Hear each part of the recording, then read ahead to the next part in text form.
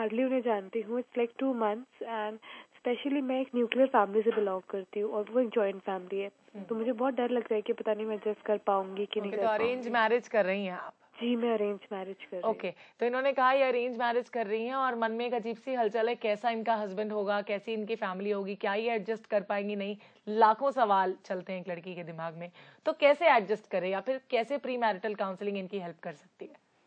पहले तो मैं सलाह ऐसे दूंगी कि अभी तो 2 महीने पड़े हुए हैं, काफी दिन फिर भी आपके हाथ में है, उसका भरपूर फायदा उठाइए। आप अपने होने वाले इन लॉज के पास हफ्ते में 3-4 बार कुछ पूछ के चले जाइए, उनके घर में थोड़ा ज्यादा टाइम बिताइए ताकि आपको सहजता से ऑब्जर्वेशन करने की काफी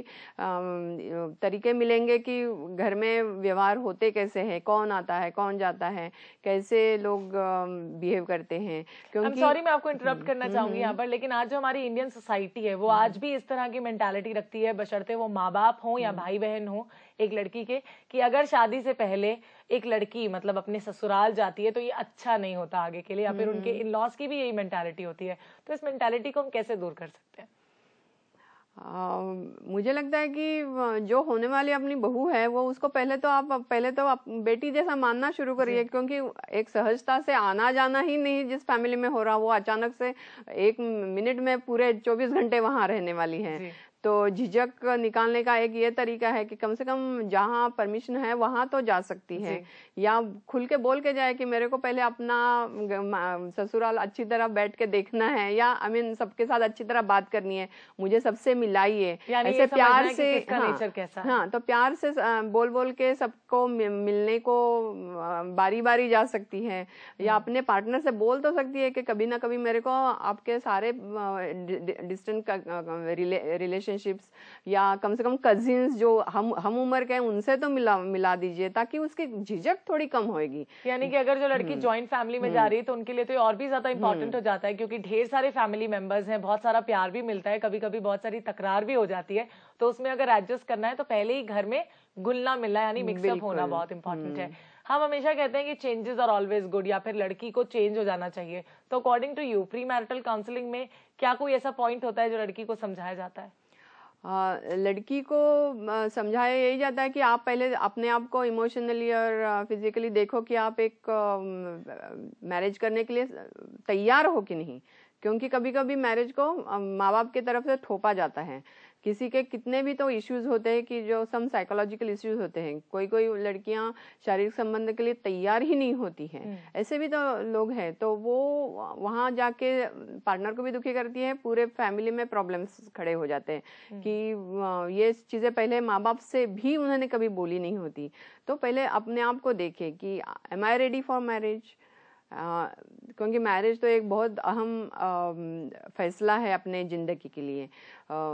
यानी अगर आप खुद ही प्रिपेयर्ड नहीं है, या फिर आप खुद ही ऐसा समझती हैं कि क्या मैं अभी सही है, मेरी एज ठीक है मैरिज के लिए, तो मुझे लगता है कि आगे स्टेप बढ़ाना थोड़ा डिफिकल्ट हो सकता है उनके लिए, या फिर अगर वो खुद रेडी नहीं है तो उन्हें ऐसा कदम उठाने से पहले 100 बार सोचना चाहिए। इसी के साथ अगर हम बात करें फैमिली की, तो कई बार फैमिली पुशअप्स के कारण या फोर्स करने के कारण भी एक लड़की शादी के लिए हाँ कर देती है, तो उससे क्या प्रॉब्लम्स आ सकती हैं आगे चलकर? फैमिली जब पुश कर रही है कि अब तुम्हारा एज हो गया, तुम शादी करो, और वो खुद अगर तैयार नहीं है, तो वहां जाके वो घुलती मिलती नहीं है, वो अलग से व्यवहार करती है, बस मानो एक मैकेनिकली रह जाती है उस फैमिली के अंदर, और वो किसी को राज नहीं आता। कभी हस्बैंड को भी अगर एक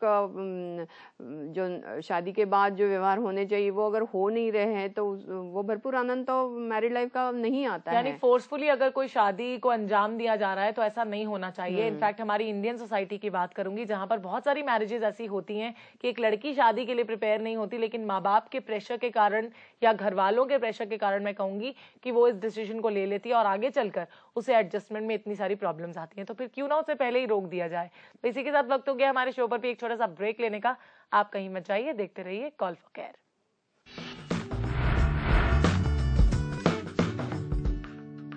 तो ब्रेक में जाने से पहले हमने डिस्कस किया कि एक लड़का और लड़की के लिए कितना जरूरी है ये जानना, ये बातों पे शेयर करना कि क्या क्या प्रॉब्लम्स उनकी जिंदगी में आ सकती हैं और वो कैसे आगे चल के उन्हें सॉल्व कर सकते हैं। तो इसमें प्री मैरिटल काउंसलिंग उनकी कैसे हेल्प करे। लेकिन अगर लव मैरिजेस की बात की जाए, जहाँ पर लड़का लड़की एक दूसरे को जानते हैं लेकिन जस्ट फैमिलीज को नहीं जानते हैं, तो इस केस में प्री मैरिटल काउंसलिंग उनकी कहाँ पे हेल्प कर सकती है? अगर वो लव मैरिज है और फैमिलीज को नहीं जानते हैं तो पहले खुल के बात करें कि हमारे घर वाले कैसे हैं, क्या चाहते हैं, कैसे उठना बैठना होता है। बाकी सब हमने फैक्टर जो पहले बोले उसके ऊपर एक ट्रांसपेरेंट बात हो और दोनों आपस में ये शेयर करें कि पहले हमारे ईगो प्रॉब्लम्स ना हो, क्योंकि एक दूसरे को जानने का मतलब होता है कि आराम से उनकी लड़ाइयाँ भी उतनी ही हो सकती हैं। लव मैरिज में अक्सर देखा गया है कि तू मैं भी हो सकती हैं। तो दोनों पहले तय करें कि हम एक दूसरे को पूरक बनेंगे, इंटरडिपेंडेंट बनेंगे, ना कि इंडिपेंडेंट बनेंगे। शेयरिंग दोनों तरफ से इक्वल हो और ज़्यादातर जिसमें जो कमी है वो दूसरा पूरा करने की कोशिश करेगा, ना कि उसको उछालने की कोशिश करेगा, ना कि क्वारल तक ले जाएगा। यानी कि बैलेंस बना के चलना दोनों के लिए बहुत इंपॉर्टेंट है। अगर एक भी बंदे ने या इंसान ने बैलेंस नहीं बनाया, बशर्ते वो लड़का हो या लड़की हो, तो जिंदगी में जो इम्बैलेंस है वो आ जाएगा और प्रॉब्लम्स आने लगेंगे और उन्हें सॉल्व करना मुझे लगता है काफी मुश्किल हो जाता है इन द लॉन्ग रन। लेकिन एज अ पेरेंट अगर बात की जाए तो कई बार पेरेंट्स अपने बच्चों को समझते ही नहीं है, खास करके लव मैरिजेस के केसेस में। उन्हें ऐसा लगता है कि बच्चे तो हमारी बात सुन ही नहीं रहे हैं, तो फिर हमारी क्या जरूरत है शादी में खड़ा होने की या फिर उन्हें आशीर्वाद देने की। लेकिन यहाँ पे मैं ये पेरेंट्स को समझाना चाहती हूँ कि पेरेंट्स के लिए भी बहुत जरूरी है अपने बच्चों की फीलिंग्स को समझना, और बच्चों के लिए भी इंपॉर्टेंट है अपने पेरेंट्स के पॉइंट ऑफ व्यू से समझना कि वो एक्चुअली उन्हें क्या समझाना चाहते हैं। तो यहाँ पर पेरेंट्स की प्री मैरिटल काउंसलिंग क्या हेल्प कर सकती है? अक्सर मैं ऐसे केसेस में फैमिली थेरेपी करती हूँ कि जिनको शादी के लिए प्री मैरिटल काउंसिल लेना है वो अपने फैमिली को भी साथ ले आएं और अलग अलग से मेरे साथ बात करें, उनके भी एस्पायरेशंस मैं सुनूं और एक दूसरे के साथ कंपैटिबिलिटी होती है कि नहीं ये मैं परखूं और थोड़ा सा थोड़ा काउंसलिंग पूरी एज अ फैमिली यूनिट दे दूं, ना कि एक लड़का और लड़की को अलग से देने के बजाय सब पूरे चारों लोग बैठ के करें तो सबसे अच्छा होगा कि पहले ही आप एक दूसरे को जान पाएंगे। एक काउंसलर के सामने ना थोड़ा सा खुल के बात करने में आजादी होती है, झिझक नहीं होती, बिल्कुल झिझक नहीं होती। कोई चीजें हम अपने पेरेंट के साथ नहीं बोल सकते लेकिन काउंसलर के मन के अंदर वो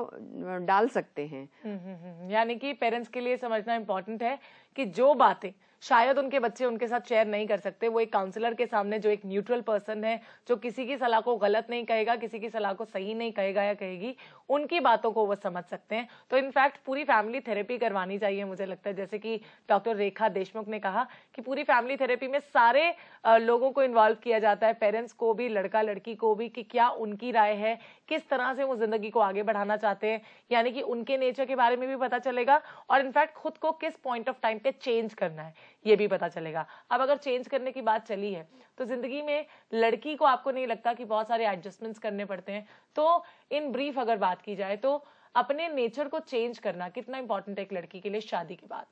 आपने लड़की के बारे में स्पेशली पूछ रहे हैं, लेकिन मैं बोलूंगी कि लड़कों ने ही उतना ही अहमियत अपने आप को देनी है कि मैं थोड़ा सा वो भी चेंज हो, क्योंकि एक लड़की पूरा अपना खानदान छोड़ के उनके घर में रहने को आ रही है, वो ही सारी चीजें चेंज करवाना चाहेगी तो कुछ चीजें वो भी चेंज करे। अब उसके मायके में भी जाए उतने ही आराम से वो भी बात करे और अपने आप को एक उनका जमाई के रूप में आने के लिए कुछ चेंजेस चाहिए होता है, वो खुद में इंट्रोस्पेक्शन करके करे। बल्कि मुझे तो ऐसा लगता है कि आज के समाज में जमाई जो है वो खुद ही अगर बेटे बन जाएं तो फिर ये प्रॉब्लम्स आगे आएंगी नहीं। सही बात है। तो आप यहाँ पर आई हमारे शो पर, डॉक्टर रेखा देशमुख, इतनी सारी बातें हमारे व्यूअर्स के साथ शेयर की, उन्हें इतनी अच्छी गाइडेंस दी कि प्री मैरिटल काउंसलिंग क्यों उनके लिए जरूरी हो सकती है। इसके लिए बहुत बहुत शुक्रिया, thank you so much. Thank you. तो आज हमने बात की है प्री मैरिटल काउंसलिंग के बारे में कि शादी से पहले सलाह लेना, सलाह मशवरा करना एक काउंसलर के साथ क्यों इंपॉर्टेंट है, या फिर अगर वो आपकी दोस्त है, बड़ी बहन आपको समझा रही हैं या बड़ी भाभी आपको समझा रही हैं, तो कितना इंपॉर्टेंट है एक सलाह दूसरे की भी लेना और किन किन बातों पे प्रॉब्लम्स आ सकती हैं, आप कैसे एडजस्ट कर सकते हैं। तो मैं चाहूंगी सभी लड़कियों के लिए भी, सभी पेरेंट्स के लिए भी कि वो एक बार अपनी बेटी की या फिर अपने बेटे की या अपनी as a family as a whole pre marital counselling जरूर करवाएं शादी से पहले। तो आज के लिए बस इतना ही, दीजिए हमें इजाजत। आप सब अपना ख्याल रखिए और देखते रहिए प्रज्ञा, जो आपको मिलाए बेहतर आपसे।